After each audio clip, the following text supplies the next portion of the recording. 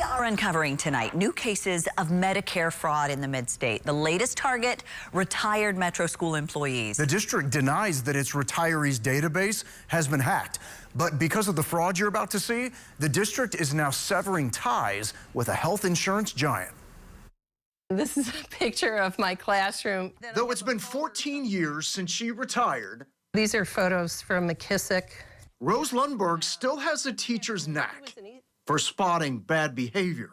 I'm outraged. Outraged about this, her explanation of benefits from Healthspring, her Medicare Advantage provider through Metro Schools, that shows Healthspring paid out more than $16,000 for elbow braces.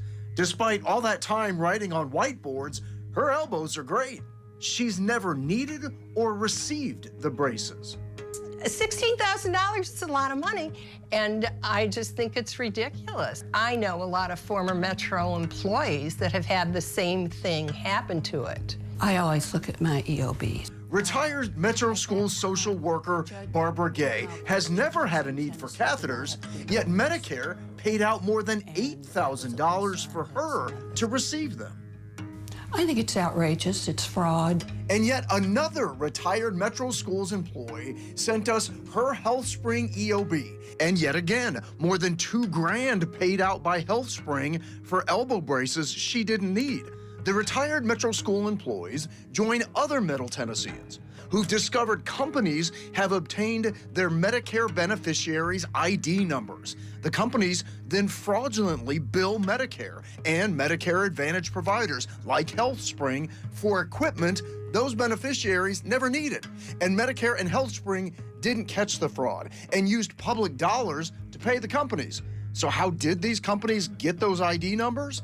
These former educators wonder if criminals got into the school district's retirement system. It makes me think that we've been hacked, that they've got our phone numbers and know we're the retired group. Not so, says Metro Schools. In this email to WSMV4 Investigates, their spokesman wrote that they are aware retirees didn't receive medical equipment listed on their EOBs, but that it's not unique to MNPS retirees, but a broader Medicare fraud issue. Quote, there is no indication that MNPS systems have been compromised.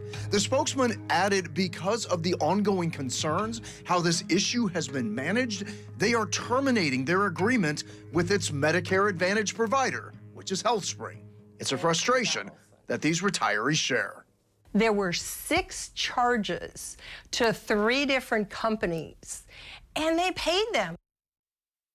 All right, Healthspring did send us a statement reading that it is committed to detecting and deterring fraud, but it did not respond to Metro Schools' termination of its services. All right, for some context here, let's talk about solutions. Always check your explanation of benefits and contact Medicare when you see fraud. Now, we first told you starting this February, the Centers for Medicare and Medicaid Services announced a 6-month freeze on new Medicare enrollment for certain medical equipment and supply companies. And those companies will undergo billing scrutiny as that freeze is in place.